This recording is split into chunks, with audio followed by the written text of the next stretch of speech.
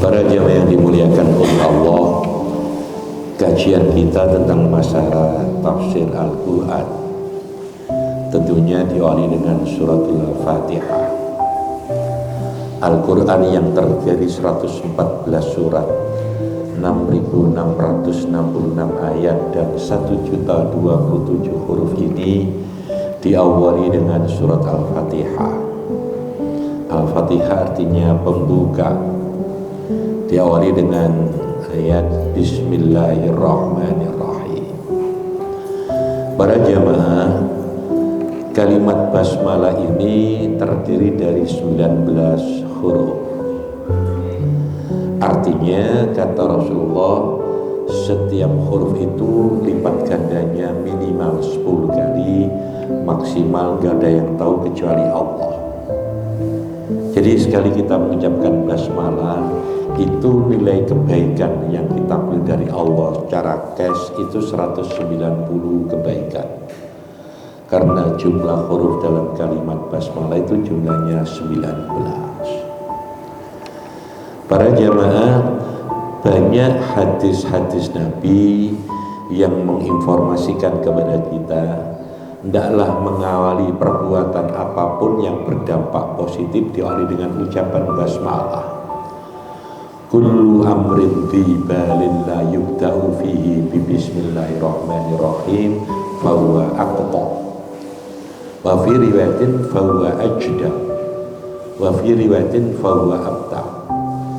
Segala sesuatu yang berdampak positif kalau tidak diawali dengan ucapan basmalah, maka hilanglah kebaikan perbuatan yang kita lakukan itu. Barokah itu hampir ulama menerjemahkan mazidatul khairi, kebaikan yang bertambah-tambah itu bahasa Arabnya barokah. Makanya sering kita mendengarkan kata-kata barokah, mudah-mudahan diberkahi oleh Allah. Artinya kebaikan yang terus bertambah-tambah dari Allah kepada siapapun yang dikehendaki, termasuk orang yang kita doakan, mudah-mudahan diberkahi oleh Allah. Makanya mengawali perbuatan apapun yang berdampak positif dan perbuatan ini tidak ada unsur haramnya, sangat dianjurkan untuk memulainya dengan awal ucapan basmalah. Mau makan basmalah. Tapi kalau merokok, ojo bismillah guys. Lalu cek tak merokok bismillah. Itu makruh. Makruh itu sebaiknya dihindari. Yang wajib itu harus dikerjakan. Sunnah itu sebaiknya dikerjakan. Kalau makruh sebaiknya dihindari. Haram sebaiknya dijauhi, seharusnya dijauhi. Mubah sebaiknya dihindari. Kita menerjemahkan dengan menggunakan bahasa yang mudah saja. Para jamaah yang saya muliakan, berkaitan dengan basmalah, salah satu karomah kelebihan yang diberikan Allah kepada Umar bin Khattab.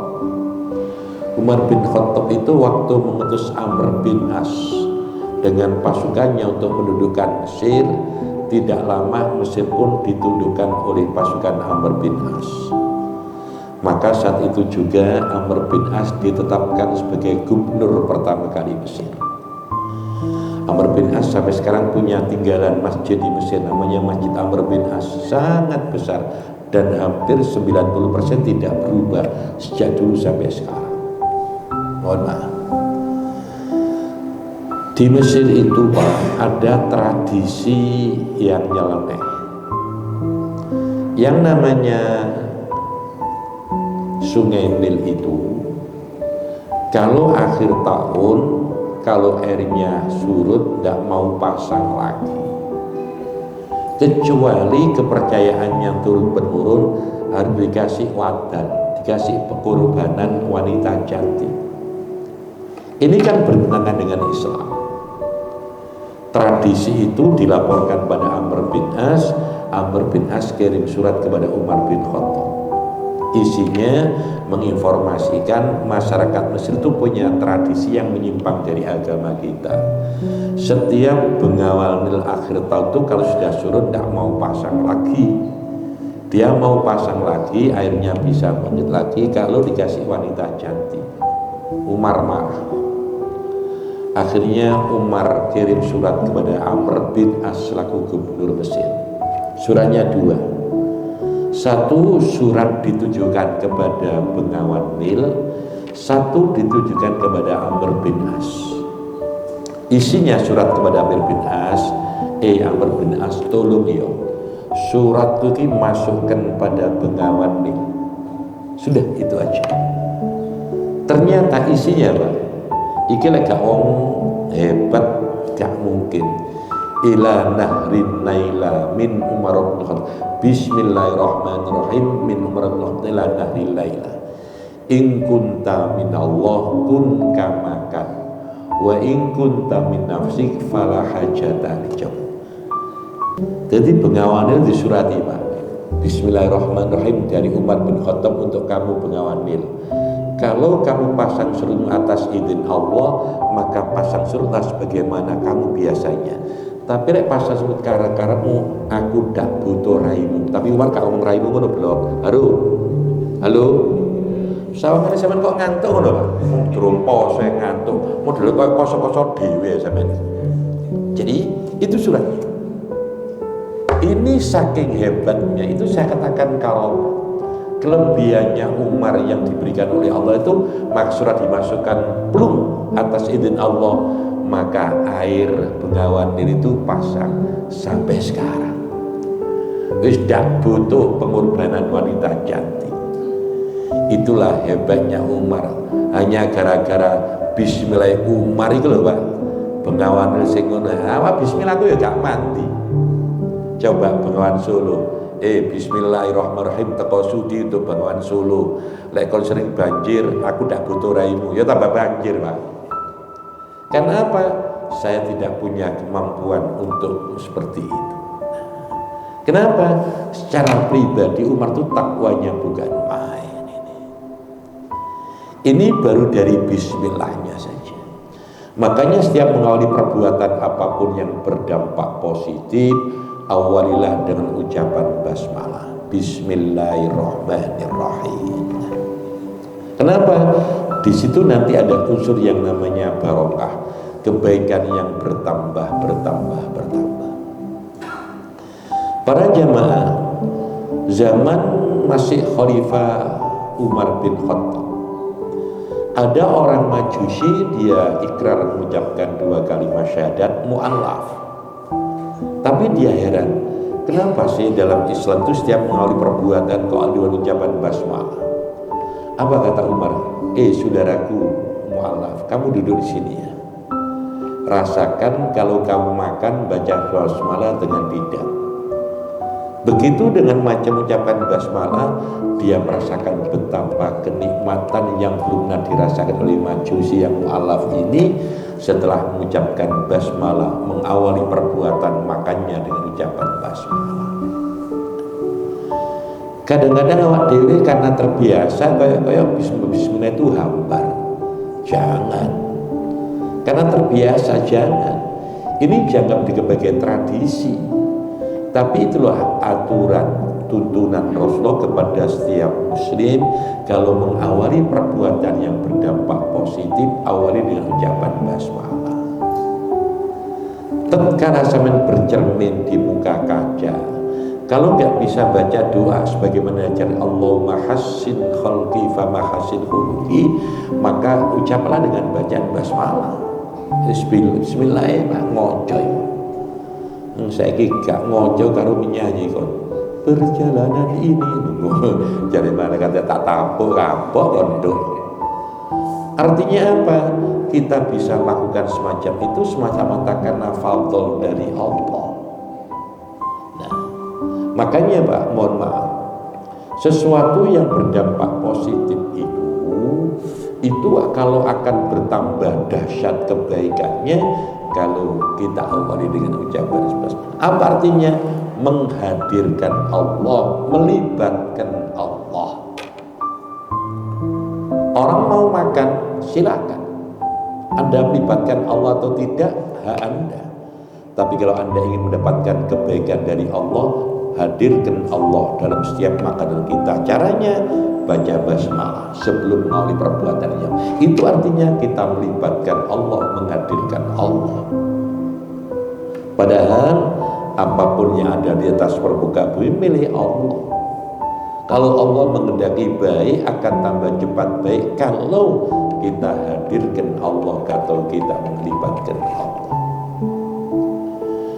Para jamaah dulu di Mesir itu ada seorang konglomerat. Dia asalnya adalah patungan usaha. 5 orang Pak. Dia punya modal patungan. Ternyata modalnya cuma 90%. Yang 10% itu adalah modalnya Allah. Artinya Allah dilibatkan sebagai pemilik saham meskipun tidak berbentuk materi. Begitu bekerja, berkembang, akhirnya saham Allah dilibatkan 25. Setiap keuntungannya ini hak Allah. Artinya apa? Diberikan untuk fuqara, masakin, kepentingan umat. Pada akhirnya total semua itu saham milik Allah. Apa yang terjadi? Tambah besar, tambah kaya, tambah kaya, tambah kaya, tambah kaya, tambah kaya. Sehingga dia sebagai adalah pelaku. Kenapa? Melibatkan Allah, menghadirkan Allah. Demikian juga kalau ada orang melecehkan Allah, ruwet Pak, ruwet. Terlepas kisah ini hoax maupun benar, tapi banyak benarnya. Ada non-muslim, seorang pastor, dia mengaku-ngaku masuk Islam supaya bisa dia berangkat umroh. Tatkala dia umroh, ternyata dia punya niat jahat. Apa? Ingin meludahi yang namanya Hajar Aswad. Begitu dia meludahi, langsung seakan-akan ada yang menampak, lalu dia terpental, ditolong banyak orang. Oh, itu nggak terinjak-injak. Badannya menggigil panas, dibawa ke rumah sakit. Begitu di rumah sakit, yang terjadi Pak, bukan penyakit seperti biasanya. Wajahnya berubah menjadi gosok, mengeluarkan bau busuk, matanya melihat ke atas. Dokter berusaha untuk mengurangi rasa sakitnya ini, tapi tambah parah. Polisinya pun curiga, akhirnya melihat rekaman yang ada di Masjidil Haram, termasuk yang fokus pada Hajar Aswad. Ustadz yang satu kelompoknya ini yang mendoakan mudah-mudahan ada kesembuhan, ternyata tambah parah. Singkat cerita, 4 hari dirawat tidak sembuh, malah tambah busuk, semuanya mengeluarkan bau busuk. Akhirnya ada temannya yang cerita, kayaknya kemarin dia melakukan perbuatan yang mencurigakan. Dilihat dicocokan dengan rekaman yang dibuat oleh askar polisi sana, betul. Ternyata namanya itu bukan Muslim, namanya itu Syekh Antonio siapa itu. Ternyata ada jelas niat meludahi Hajar Aswad. Itu kan pelecehan. Orang melakukan tindak kejahatan di sana Pak, itu dikes oleh Allah siksanya. Pada akhirnya dia pun mati dalam keadaan membusuk dalam jangka waktu tidak kurang dari 4 jam. Mengeluarkan bau busuk, wajahnya hitam pekat, kulitnya mereteli. Jadi itu pelecehan kepada simbol-simbol agama di Mekah lagi. Kembali pada pokok bahasan para jamaah, kaitannya dengan surat Al-Fatihah ini diawali dengan ucapan basmalah. Terdiri dari 7 ayat, hampir 139 huruf. Artinya kebaikan yang disiapkan oleh Allah bagi yang mereka baca Al-Fatihah ini, mohon maaf, itu minimal 1.390 kebaikan. Karena satu huruf itu al-harfu bi asyri amsaliyah. Yang nomor 2 Pak, mohon maaf, bacaan suratul Fatihah ini termasuk sab'ul mathani, 7 ayat yang sering kita baca dan tidak membosankan. Ini loh bedanya Al-Quran dengan koran itu, Pak. Jadi Al-Quran kalau kita baca berulang kali, sedikit pun Anda tidak akan pernah bosan. Semakin Anda baca Al-Quran, semakin ada kerinduan untuk membacanya. Berbeda kalau kita baca koran. Hari ini kita baca, nanti sore besok basi. Tapi Al-Quran, sampai bosan nggak Pak menjual Al-Fatihah? Bosan nggak Pak? Nggak ada bosan, nggak ada bosan. Kenapa? Itu mukjizat Allah, itu kalam Allah. Bacanya berpahala dan mohon maaf, tidak ada la yumallu sama, tidak ada kebosanan untuk membaca Al-Quran sampai kapanpun, sampai kapanpun. Hebatnya lagi, Al-Quran adalah satu-satunya kitab suci yang dengan mudah bisa dihafal oleh pemeluknya. Tidak ada agama lain Pak yang kitab sucinya bisa dihafal oleh pemeluknya. Tidak ada sampai sekarang kecuali Al-Quran. Berapa yang hafal Al-Quran orang Indonesia? Lebih dari 2 juta. Tapi pemeluk agama lain satu pun tidak ada yang mampu menghafalkan kitab sucinya. Apalagi kitab sucinya tidak suci lagi karena campur tangan manusia tidak bertanggung jawab. Tapi Al-Quran dijaga oleh Allah. Inna nahnu nazzalna dzikra wa inna lahu lahafidun. Sesungguhnya aku yang menurunkan Al-Quran dan aku sendiri kata Allah yang menjaganya. Satu huruf ada orang mau memalsukan mesti kona. Karena apa? Yang menjaga itu Allah. Caranya Allah menjaga. Banyak umat Islam yang hafal Al-Quran. Pemeluk agama lain situ dah ono, sing hafal isi kitab sucinya. Gak ada. Apalagi lihat kepercayaan kitab Gadolo Coro Darmo Gandul. Halo. Harus jadi langsung ya Darmo Gandul karo Gadolo sih Pak. Tapi Al-Quran tidak. Dan ini hebatnya. Makanya dikatakan kitab suci itu ya karena tidak ada campur tangan orang lain. Wama yang lain mengatakan kitab suci itu hak mereka. Cuman gampang tes-tesannya. Kitab suci Al-Quran bisa dihafalkan pemeluknya, titik. Selain itu tidak bisa. Tanya, survei Pak, tidak ada kitab suci pemeluk agama lain yang bisa dihafalkan pemeluknya kecuali Al-Quran. Al-Quran, Masya Allah. Saudara hadirin rahimakumullah, orang yang terbiasa baca Al-Quran Pak itu bisa terbiasa. Ini asalnya dia gak niat menghafalkan, karena terbiasa terbaca terus akhirnya dia hafal. Ada orang hafal Al-Quran seperti hafalnya kita baca surat Al-Fatihah. Jarang di antara kita baca surat Al-Fatihah lupa di tengah jalan, itu jarang. Berbeda dengan baca surat-surat pendek. Kadang-kadang di antara kita baca surat Al-Kahfi bulat Pak. Wala ana abidum abatum wala antum wala ana wala ana, bulat kaya entun. Halo? Bulat. Nah. Tapi tidak sedikit. Bahkan tadi saya katakan di Indonesia itu lebih dari 2 juta umat Islam yang menghafalkan Al-Quran di luar kepala. Dulu Suriah Pak, Timur Tengah itu, Arab Saudi. Nah, bahkan kemarin kebetulan saya 3 hari lalu, seminggu yang lalu ya, sepekan yang lalu saya datang dari umroh. Itu ada saudara kita dari Cina, hafal Quran. Aku kalah wawancara, tapi Cina Uzbekistan. Ya. Jadi kembali pada pokok bahasan. Surat Al-Fatihah ini diawali dengan kalimat basmalah. Hampir Al-Quran yang terdiri dari 114 surat itu semuanya diawali dengan ucapan basmalah kecuali surat Taubat. Ternyata nanti basmalahnya ditemukan pada surat An-Naml. Innahu min Sulaiman wa innahu bismillahirrahmanirrahim alla ta'lu alayya wa'tuni muslimin. Jadi pada surat An-Naml itu Pak, di tengah-tengahnya ada ucapan basmalah. Nah, Nabi Sulaiman itu pun banyak mendapatkan mukjizat dari Allah. Satu di antaranya Nabi Sulaiman itu pernah minta kepada Allah supaya diberi kekuasaan yang tidak diberikan kepada orang-orang sudah beliau.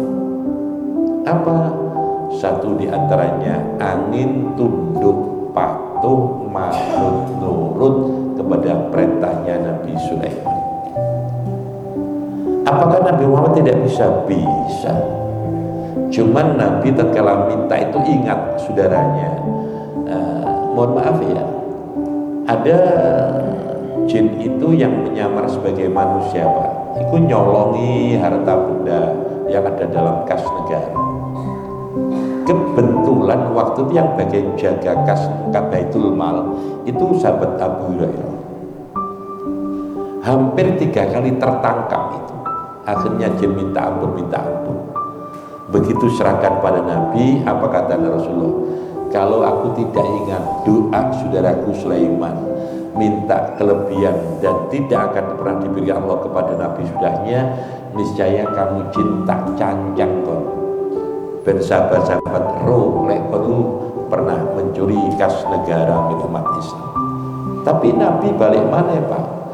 Tasamuhnya, toleransinya sangat besar, sehingga mohon maaf, kalau hanya sekedar menangkap jin itu bagi Nabi terlalu kecil, karena jin termasuk dalam kekuasaannya Nabi Sulaiman, dan Nabi Sulaiman tidak minta kepada Allah agar tidak ada yang menyaingi kekuasaannya, maka Nabi pun menghormati doanya Nabi Sulaiman.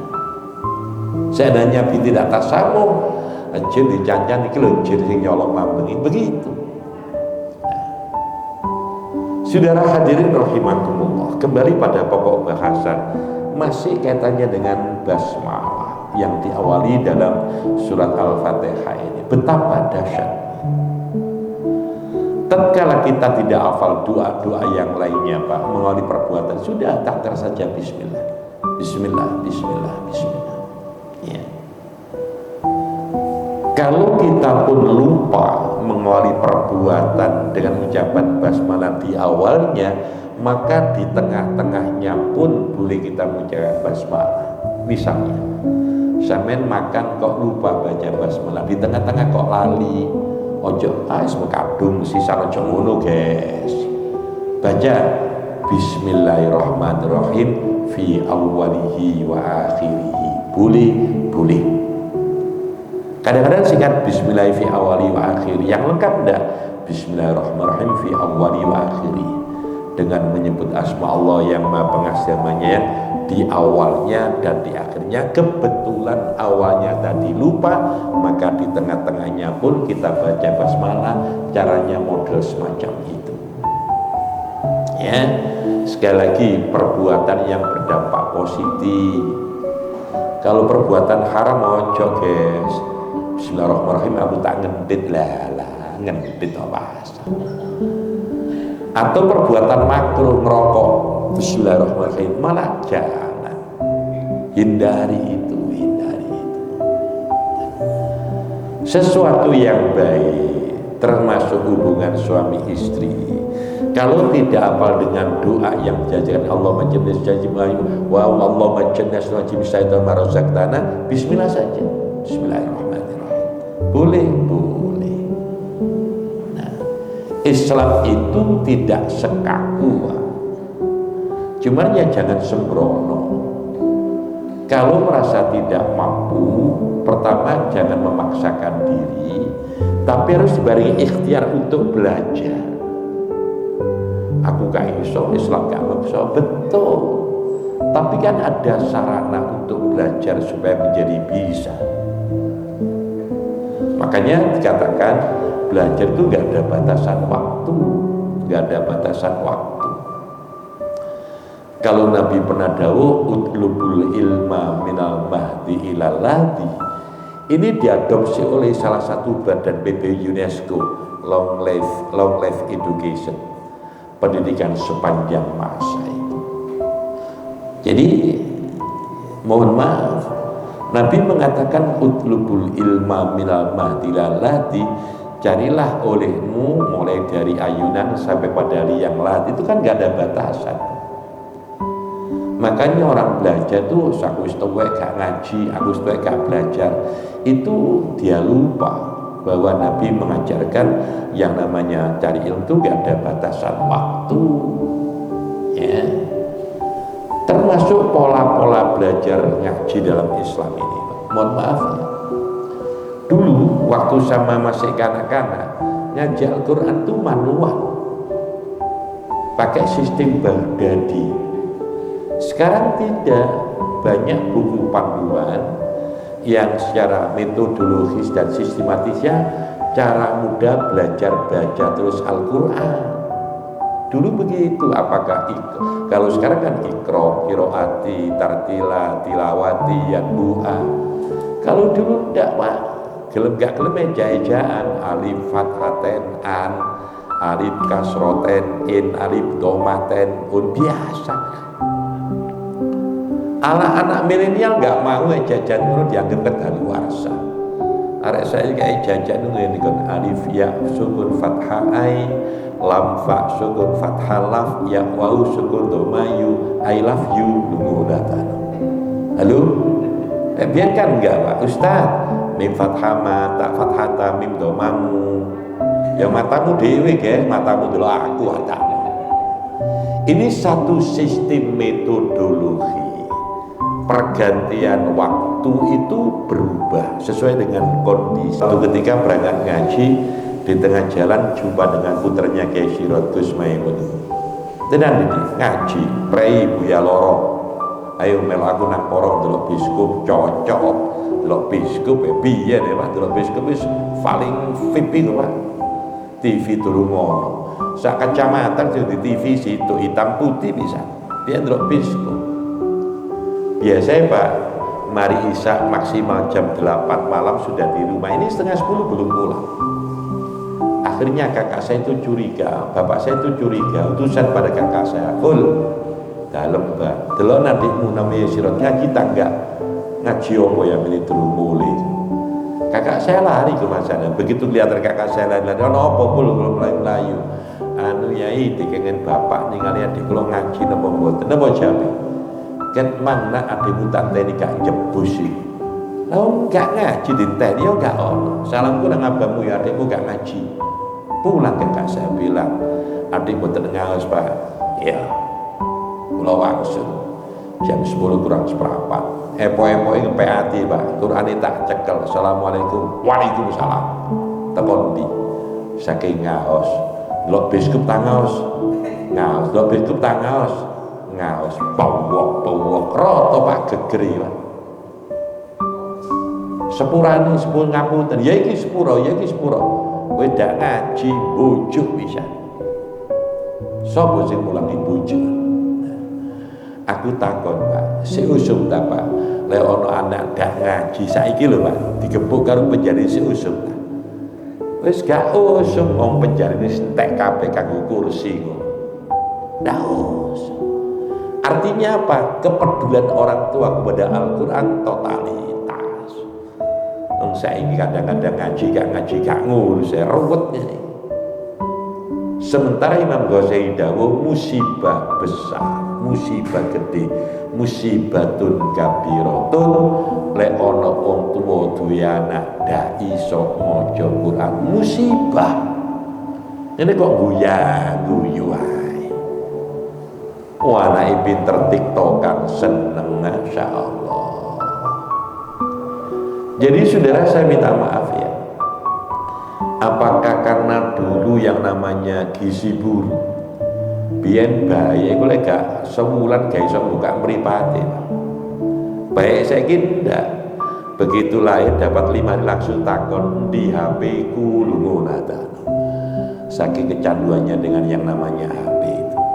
Oleh karenanya kembali pada pokok bahasan, wajibkan Pak saya dan semen baca Al-Quran, wajibkan, lendak nolong sesama, paksakan diri kita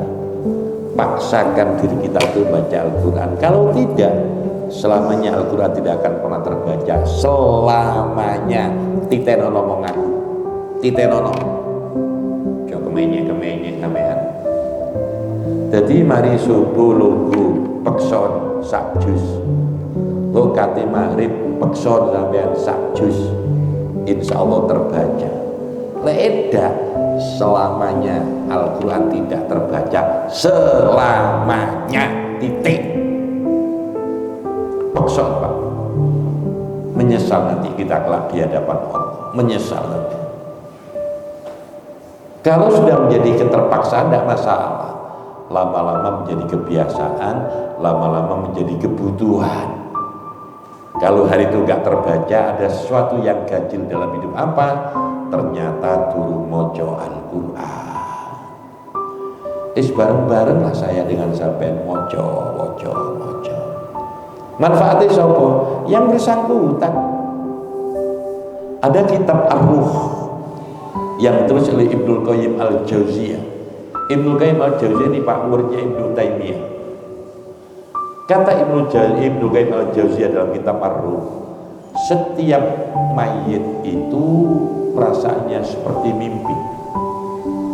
Mayit waktu dimandikan perasaannya seperti mimpi dimandikan, semuanya serba mimpi. Bahkan tatkala dimasukkan dalam liang lahat rata dan kaget dia. Kaget pertama kali mimpi buruk. Begitu mayit sudah dirata dengan tanah, sebelum orang-orang meninggalkan mayitnya itu, kalau mayitnya ahlul Quran, wong iman Al-Quran, nanti datang yang namanya malaikat rumah, malaikat rahmat, yang namanya kelompoknya malaikat rumah.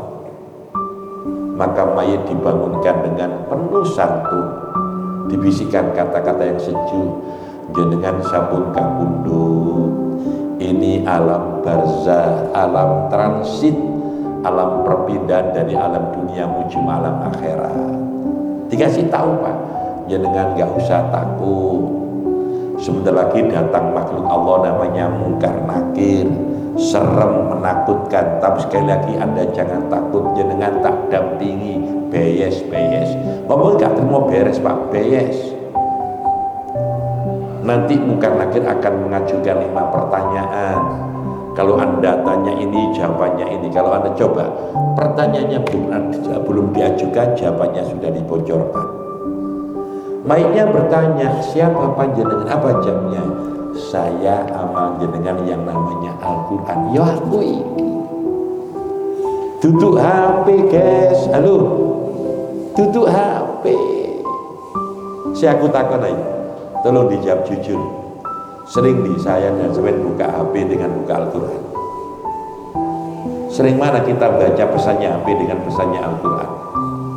Ya muka-muka HP ini mlebu swarga.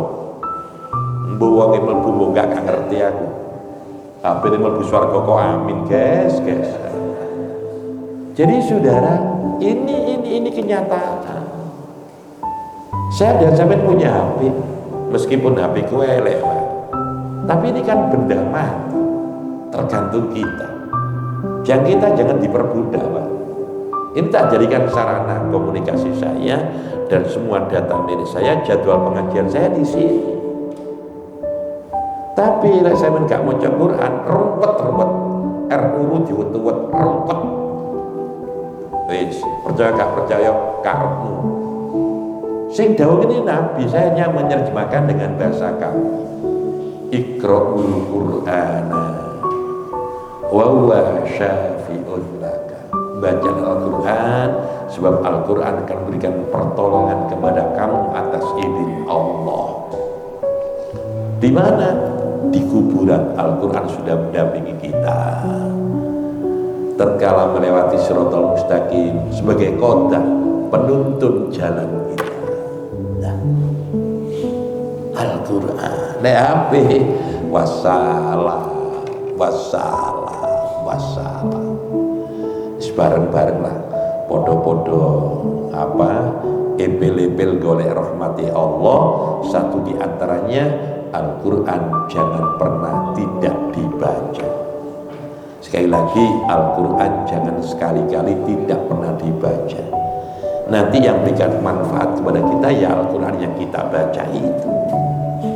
Nah, syukur kalau kita hafal surat-surat pendek. Kalau tidak, yang penting kita istiqomah baca Al-Quran. Nikmatnya bukan untuk orang lain, balik nang awak dhewe. Balik nang awak dhewe, ya. Balik nang awak dhewe di program Pak. Bareng-bareng saya dengan sampean. One day one juz. Syukur kalau one day 2 juz bisa 2 juz. Sehingga setiap 15 hari sekali kita khatam Al-Quran. Ingat, kalau Al-Quran kita baca sampai khatam, tatkala kita panjatkan doa, waktu kita baca doa khatmul Quran, yu'amminuna, hampir 60.000 malaikat mengamini doa khatmul Quran. Sing amin iki usitae malaikat Pak. Logikanya apa? Insya Allah doa kita cepat naik di hadapan Allah. Nah, yang nomor 2, mohon maaf, yang nomor 2, kalau rumah kita ingin sering disinari dengan rahmat Allah, Quran. Nawwiru buyutakum bis-sholati wa qiraatil Quran. Terangi rumahmu. Rumah mana? Rumah yang kita tempati. Tapi jangan lupa ada rumah masa depan, yaitu kuburan. Caranya dengan apa? Dengan sholat sunat. Kalau sholat wajib kerjakan di masjid saja. Terangi rumahmu, kata Nabi, dengan sholat dan baca Al-Quran. Nah, kalau kita terbiasa qiyamul lail, maka dampak positifnya nanti kuburan yang gelap gulita akan menjadi terang benderang sebagai bentuk efek balasan Allah dari kita yang istiqomah sholat malam, yang istiqomah baca Al-Quran. Saiki Pak, sampeyan kadua ana omah kosong, gak ada aktivitas kegiatan apa-apa, sampeyan buawani lho wedi. Ayo lek percaya, ada 3 bangunan.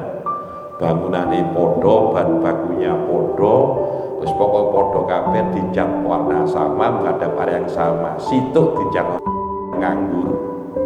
Situ ono isine dinggoni tapi gak ada aktivitas keagamaan, sembahyang sunat gak tahu, maca sing satu di dalamnya dibacakan Al-Quran, dibuat sholat sunat, qiyamul lail, masuk rumah Pak, lebonono siji oma sing nganggur melompok meneng-meneng jenenge gulu ini, jenenge gulu kritik jenenge bulu kudu kritik. Rumah yang diisi ditempati tapi nggak ada aktivitas, panas. Berbeda dengan rumah yang ditempati, di situ dibacakan Al-Quran, dibuat sholat sunat, lain. Ada yang namanya apa? Aura positif. Dari mana? Al-Quran yang kita baca itu bisa tajrib menarik rahmat Allah dan bertempat di situ.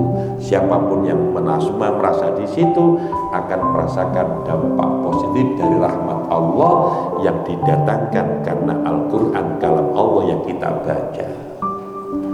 Wanati jatuh konklusinya, Al-Quran adalah kitab suci umat Islam.